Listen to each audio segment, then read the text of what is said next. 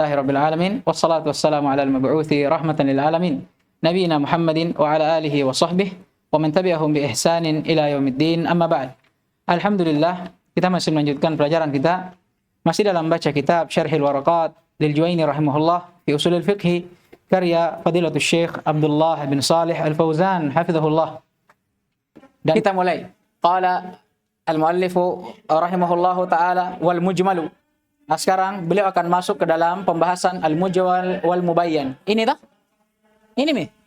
Nah, kata beliau al-mujmalu ma yaftaqiru ilal bayan. Dia adalah apa atau lafaz yang butuh kepada penjelasan. Wal bayan, adapun al-bayan itu sendiri ikhrajus syai'i min hayyizil iskali ila hayyizi at-tajalli. Namanya bayan itu mengeluarkan sesuatu dari bentuk yang muskil, yang tidak diketahui, atau dari bentuk yang samar kepada bentuk yang tajalli, yang nampak dan terang benderang. Nah, itu kalau al-bayan berupa masdar. Kalau al-mubayyan, berarti apa ini al-mubayyan? Isim maf'ul huwa nas, atau al-mubayyin ya, afwan, al-mubayyin isim fa'il huwa nas. Paham ini? Kan tadi ada lafaz yang mujmal, bahasa ringkasnya lafaz yang global, maknanya tidak diketahui, perlu kepada lafaz yang menjelaskan apa maknanya yang sebenarnya. Penjelasan lafaz mujmal ini apa namanya? Bayan. Penjelasannya ini, bentuk penjelasannya. Kalau ada lafaz mujmal, dijelaskan dengan lafaz yang mubayyan. Bentuk penjelasan mujmal kepada mubayyan apa namanya ini? Al-bayan. Mengeluarkan sesuatu yang mujmal tadi, yang iskal, kita tidak tahu apa maknanya, kepada sesuatu yang tajalli, yang terang benderang ditahu apa maknanya. Paham ini? Jelas namanya bayan, menjelaskan lafaz mujmal, itu pasti perlu apa? Perlu mubayyin sebagai penjelasnya. Apa yang sebagai mubayyin di sini? Kata beliau an-nas. Wan nassu ma la yahtamilu illa ma'nan wahidan. Dan nas itu lawan dari mujmal. Kalau mujmal tadi dia lafaz yang global, tidak ditahu apa maknanya, makanya butuh kepada penjelasan. Kalau nas, dia adalah lafaz yang tidak mengandung makna kecuali satu makna yang jelas. Paham ini? Kemudian kata beliau, wakila, ada juga yang mengatakan, ada juga yang mengatakan bahwa an-nas itu ma ta'wiluhu tanziluhu. Apa yang takwilnya? Yaitu dengan menyebutkan lafadznya. Ya, maksudnya tidak ada makna lain kecuali lafadz itu sendiri.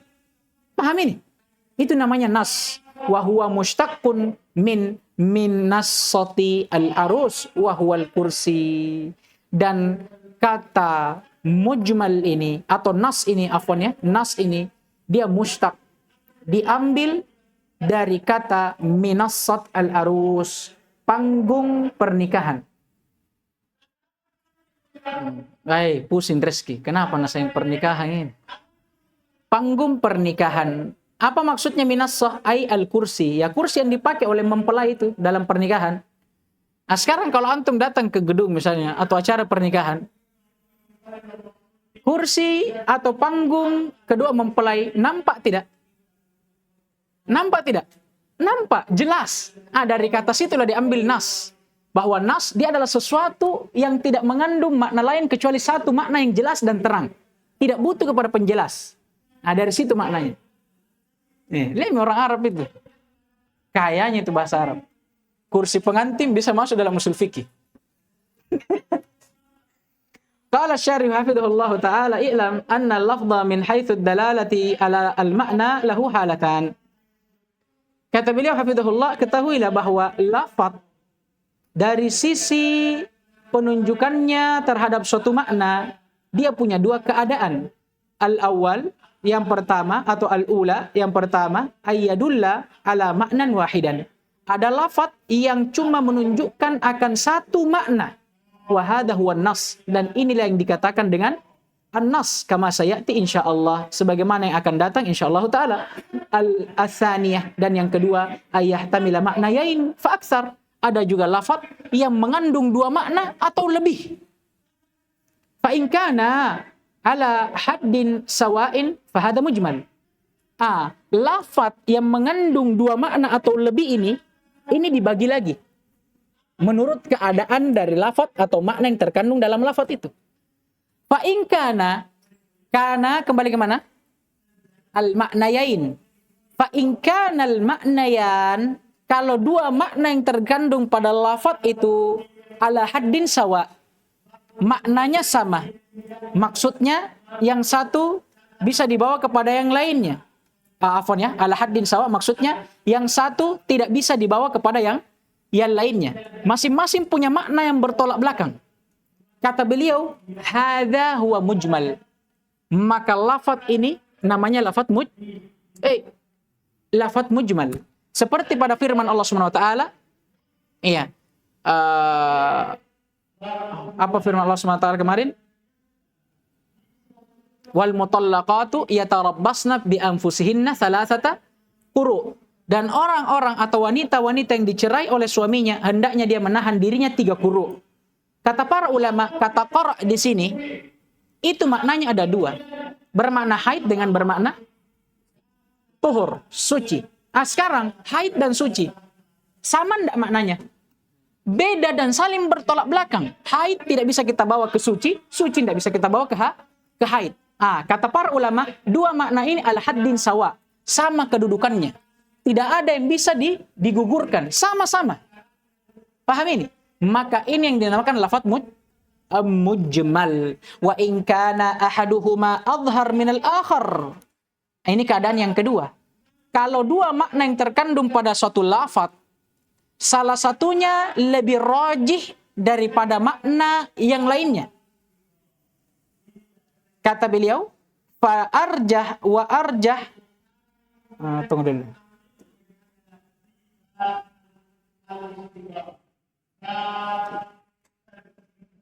Apa di sini?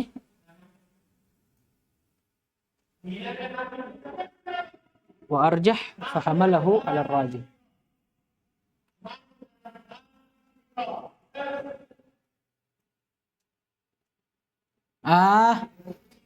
Kalau salah satunya lebih adhar, lebih nampak dan lebih arjah, lebih rajih, maka lafaz yang dibawa kepada rajih itu yang namanya yang dhahir.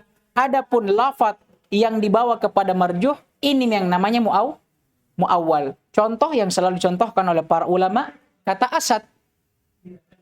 Paham ini? Kata asad. Asad ini makna asalnya apa? Al-hayawan al-muftaris. Hewan buas. Tapi di sebagian orang ada yang mendefinisikannya sebagai rajulun syuja. Sekarang di antara 2 makna ini, salah satunya ada yang roji dari yang lainnya. Apa yang roji? Makna asalnya al-hayawan al-muftaris. Maka yang roji ini apa namanya?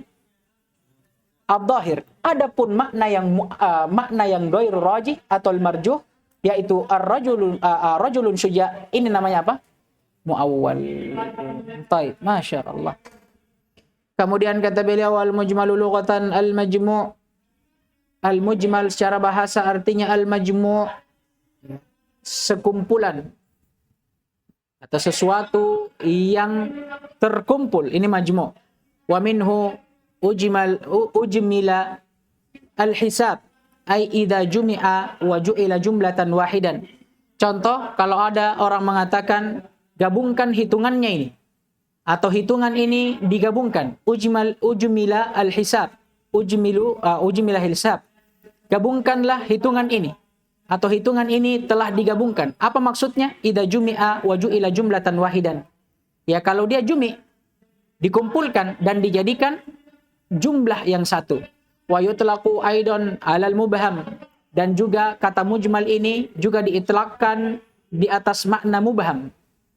Min ujmila al-amr, dari ucapan seseorang ujmil al-amr, perkara ini telah diujmil. Apa maksudnya? Ubhim, disamarkan.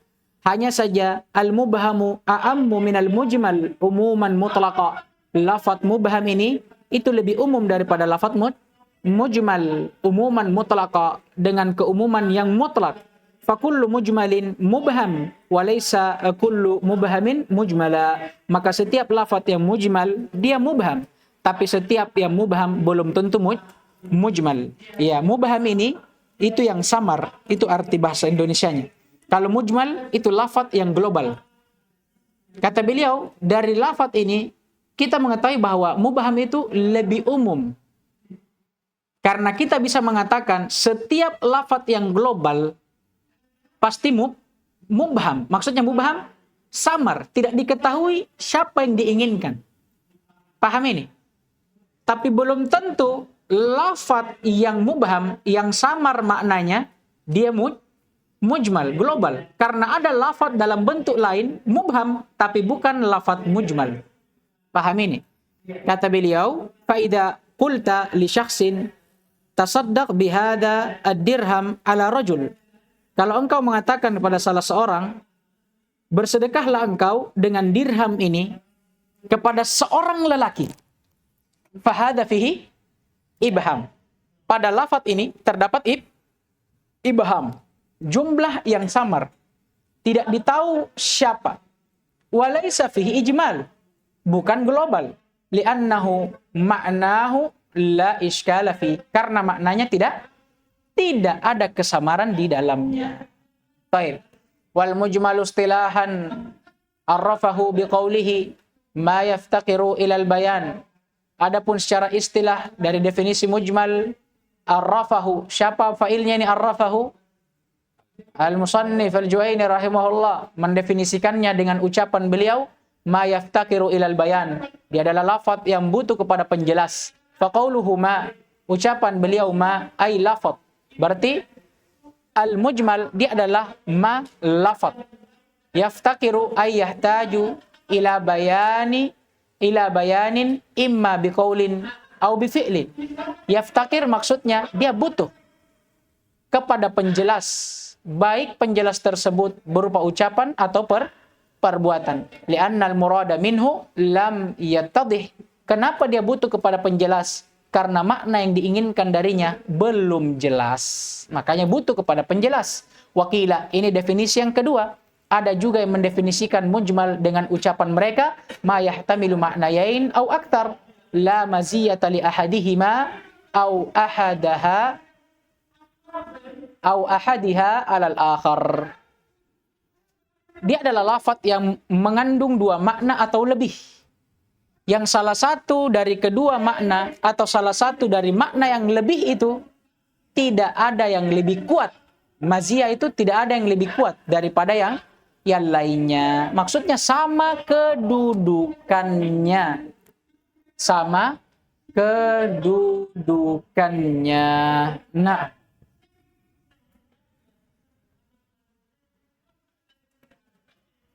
baik. Kemudian kata beliau, wal ijmalu lahu asbabun minha. Dan keglobalan suatu lafaz memiliki sebab di antaranya. Baik, yang pertama, adamu ma'rifatil murad.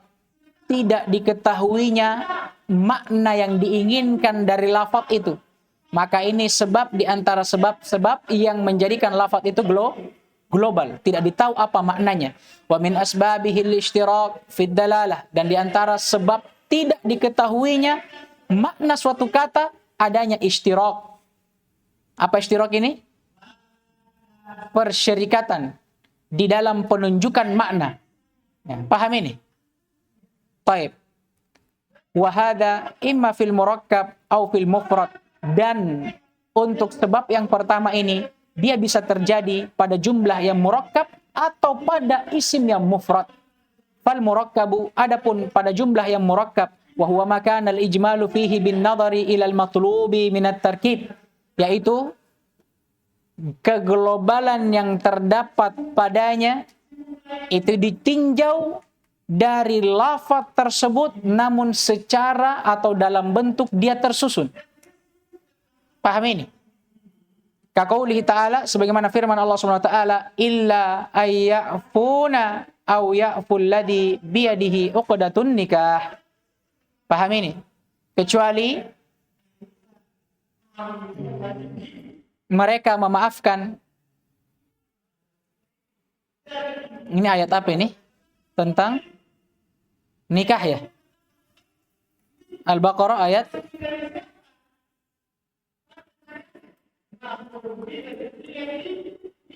sabar ya. Al-Baqarah ayat 237. Naam. Kata Allah Subhanahu wa taala, wa in talaqtumuhunna min qabli ay yatamassuhunna wa qad faradtum lahunna fariidah fa nisfu ma faradtum illa ay ya'funa aw ya'fu alladhi bi yadihi uqdatun nikah. Kata Allah, dan jika engkau menceraikan istri engkau sebelum engkau sentuh dia, padahal kamu telah membayarkan maharnya. Paham ini? Jadi kalau ada seorang laki-laki menikah dengan wanita, kan jelas sudah dibayar maharnya karena sudah akad. Tapi dia ceraikan, belum dia sentuh dia ceraikan. Paham ini? Kata beliau, maka engkau boleh mengambil 1/2 dari apa yang telah engkau tunaikan. Paham ini? Kecuali mereka membebaskannya atau dibebaskan oleh siapa yang berada di tangannya akad nikah. Maksudnya, kecuali kalau istrimu mau memberikan semuanya, atau orang yang di tangannya akad nikah. Maksudnya siapa? Wali. Kalau walinya setuju, maka boleh. Paham ini? Di mana sekarang letak mujmalnya?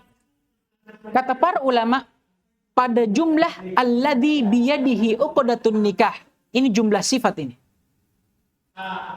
Kata beliau, lihtimali ayyakuna az-zawju wa ayyakuna al-wali. Sifat ini ihtimal. Bisa jadi yang diinginkan dengannya adalah laki-laki itu sendiri, sang suami, atau bisa yang diinginkan dengannya sang wali. Itu syahidnya. Wal mufradu, adapun keglobalan yang terjadi pada lafaz yang mufrad, maka ada beberapa bentuknya. Yang pertama, immasmun, boleh jadi dia berupa isim. Kaqaulihi ta'ala, sebagaimana firman Allah Subhanahu wa taala, wal mutallaqatu yatarabbasna bi anfusihinna thalathata quru'. Dan orang-orang yang ditalak oleh suaminya, hendaknya dia menahan diri mereka 3 quru'. Kata beliau, fal qur'u atau al-qur'u mutaraddidun baina ma'nayain. Kata qara, dari mana kata qara diambil ini? Mufradnya quru'.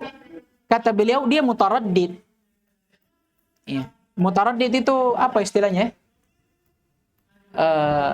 Bahasa asalnya ragu.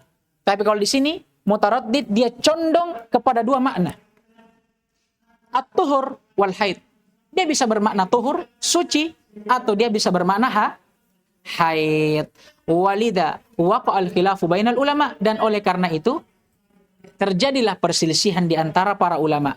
Hal takunu ats-tsalatsatu quru'in hadhihi hayadat atau hidat au athar. Apakah yang diinginkan dengan 3 quru' di sini adalah 3 kali haid atau 3 kali suci? Para ulama berselisih. Dan sebab perselisihannya adalah apa? Lafaz yang mujmal. Quru'. Kemudian kata beliau, waqad yakunul mufradu fi'lan. Ini bentuk yang kedua dari keglobalan yang terjadi pada isim mufrad atau pada lafaz mufrad. Kadang dia berupa fi'il. Kaqaulihi ta'ala, wal-laili idza as'as, dan malam tatkala dia as'as. As'as di sini kata beliau litaraddudihi baina aqbal wa adbar. Karena maknanya itu taraddud. Ya, condong kepada salah satu dari 2 makna. Baina aqbal wa adbar. Ya, aqbal ya kalau dia datang. Adbar kalau dia pergi. Au harfan. Ini bentuk yang ketiga dari keglobalan yang terjadi pada lafaz mufrad. Kadang dia berupa huruf. Kaqaulihi ta'ala, sebagaimana firman Allah Subhanahu wa taala, fatayammamu sa'idan thayyiban famsahu biwujuhikum wa aydikum min. Kata Allah Subhanahu wa taala untuk orang-orang yang disyariatkan bertayamum, kata Allah, dan bertayamumlah kalian dengan sa'idan thayyiba, dengan sa'id, debu yang thayyib, yang baik. Famsahu biwujuhikum, maka usaplah wajah-wajah kalian, wa aydikum, dan tangan-tangan kalian, minhu. Kata min di sini, ini huruf minhu. Sekarang minnya di sini berselisih para ulama apa maknanya. Yang dari makna tersebut akan berbeda penafsirannya. Kata beliau, litaraddud min di sini taraddud. Dia tidak ditahu apa maknanya. Baina ibtida'il ghayah. Ada yang mengatakan maknanya ibtida' al-ghayah, permulaan dari sesuatu. Apa maksudnya berarti? Ay mabda al-masah minas sa'id at-tayyib. Awal dari usapan itu kita harus mulai dengan as-sa'id at-tayyib. Dan sa'id yang diinginkan di sini kullu ma tasa'ada ala wajhil ard. Setiap apa yang nampak dari permukaan bumi. Berarti harus pakai debu atau tidak? Tidak, Ji. Karena maknanya setiap apa yang nampak. Paham ini? Fala yata'ayyan ma lahu gubar. Maka tidak harus seseorang bertayamum dengan gubar, sesuatu yang ada debunya. Kenapa? Karena yang diinginkan dengan sa'id adalah setiap apa yang nampak dari permukaan. Ini meja misalkan, tembok, apa saja. Ini buku atau apa saja. Terserah. Apa yang nampak dari permukaan bumi. Nah, ini pendapat yang pertama. Pendapat yang kedua, au takunu litab'id. Ada yang mengatakan minnya itu tab'id. Fayata'ayyan at-turab alladhi lahu gubar yata'allaku bil yad. Maka kalau maknanya tab'id, maka jelas yang diinginkan dengan sa'id adalah turab, debu yang harus ya'laku bil yad, kalau ya'lak ya, yang ditempelkan ya pada tangan. Kemudian kata beliau, walidha waqa'al khilafu fi dzalika, dan oleh karena itu terjadilah khilaf dalam permasalahan tersebut. Wala yazulu al-ijmal fi ma dzakara illa bi ta'yin al-murad. Ya, dan lafaz juga tetap ijmal sampai adanya ta'yin al-murad yang menjelaskan apa yang dimaksudkan. Baik. Adapun pendapat yang pertama tadi adalah pendapat al-jumhur, jumhur ulama, dan pendapat yang kedua yang mengatakan dia tab'id adalah pendapat al-Imam Asy-Syafi'i rahimahullah. Dan yang lebih nampak daripada itu, contoh lain ada firman Allah Subhanahu wa taala, "Wa ma ya'lamu ta'wilahu illallah warrasikhuna fil ilm." Sekarang para ulama berselisih pada huruf waw pada firman Allah warrasikhuna fil ilm. Paham ini? Kan Allah menjelaskan tentang ayat-ayat Al-Qur'an. Ada yang lawannya mutasyabih, muhkam, dan ada yang mutasyabih. Kemudian Allah sebutkan yang mutasyabih ini la ya'lamu ta'wilahu illallah warrasikhuna bil ilm. Tidak ada yang tahu maknanya kecuali Allah dan ar-rasikhuna fil ilm. Para ulama berselisih pada war-rasikhuna fil ilm, pada wawunya. Sebagian ulama ada yang mengatakan wawunya atifah. Paham ini? Maka maknanya menjadi tidak ada yang bisa mengetahui ayat-ayat mutasyabih yang ada takwilnya kecuali Allah dan para ulama yang rasikhun. Tapi ada yang mengatakan juga bahwa waw di sini istinafiyah, ibtidaiyah, jumlah baru. Maka maknanya menjadi tidak ada yang bisa tahu dari ayat-ayat mutasyabihat yang ada takwilnya kecuali hanya Allah saja. Paham ini? Ini dalil lebih jelas. Kemudian sebab yang kedua ada mema'rifatis sifah. Sebab terjadinya keglobalan pada suatu lafaz karena tidak ditahunya sifat dari lafaz tersebut. Wa yazulul ijmalu bibayanis sifah. Yang tiada lain keglobalan ini akan hilang dengan dijelaskannya sifat yang diinginkan. Wa mithaluhu qauluhu ta'ala, contohnya firman Allah SWT, wa aqimus shalah, perintah Allah kepada hambanya untuk mendirikan salat. Sekarang salat ini ditahu tidak maknanya? Nah, maknanya ditahu, tapi sifatnya yang tidak ditahu. Bagaimana sifat salat dan tata caranya? Fa inna sifata iqamatis salati majhulah. Kalau kita lihat ayatnya, tidak disebutkan sifat salatnya, maka dia majhulah. Tahtaju ila bayan, butuh kepada penjelas. Fahasala bayanuha bil qawli wal fi'li minar rasuli sallallahu alaihi wasallam. Maka didapatkanlah ternyata ada bayan, penjelas terhadap ayat tersebut dari sabda Nabi alaihi salatu wasallam dan perbuatannya. Adapun sabda Nabi alaihi salatu wasallam, "Shallu kama ra'aitumuni usolli." Adapun perbuatannya, apa yang diriwayatkan oleh Imam Bukhari dan Muslim dalam sahih keduanya dari hadis Sahal bin Sa'ad As-Sa'idi, ya, Sahal bin Sa'ad As-Sa'idi radhiyallahu taala anhuma. Tatkala Nabi mempraktikkan salat di atas mimbar kepada para sahabatnya, kemudian setelah itu kata Nabi alaihi salatu wassalam, "Innama sana'tu au fa'altu dzalika lita'allamu sholati." Tidak ada lain, saya melakukan ini, saya praktekkan sholat di atas mimbar, lita'allamu, ay litata'allamu, supaya kalian mengetahui sholati, bagaimana cara saya sholat. Dan yang ketiga, ini yang terakhir, ada ma'rifatil miqdar. Di antara sebab globalnya suatu lafaz karena tidak ditahu takarannya. Wa yazulul ijmal bi bayanil miqdar. Ya, kalau begitu keglobalan itu bisa hilang kalau dijelaskan apanya? Miqdarnya tadi, takaran yang diinginkan tadi. Wa mithaluhu qauluhu ta'ala wa atuz zakah. Contohnya firman Allah SWT tentang perintah zakat. Kata Allah, dan tunaikanlah kalian zakat. Makna zakat dipahami. Hanya saja yang tidak dipahami jumlahnya berapa. Fa inna miqdaraz zakati yahtaju ila bayan.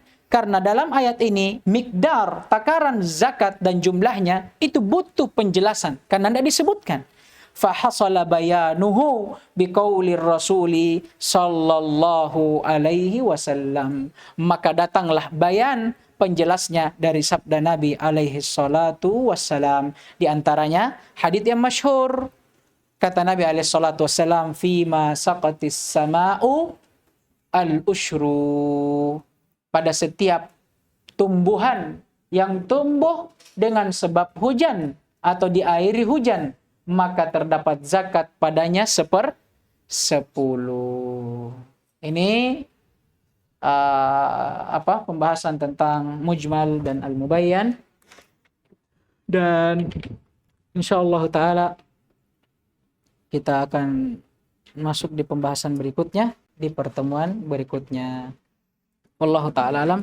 Naktafi bihada al-qadar. Subhanakallahumma wa bihamdika asyhadu an la ilaha illa anta astaghfiruka wa atubu ilaik. Waffaqallahu al-jami' lima yuhibbuhu wa yarda wa a'tana al-afiyata wassalamu. Allahumma amin.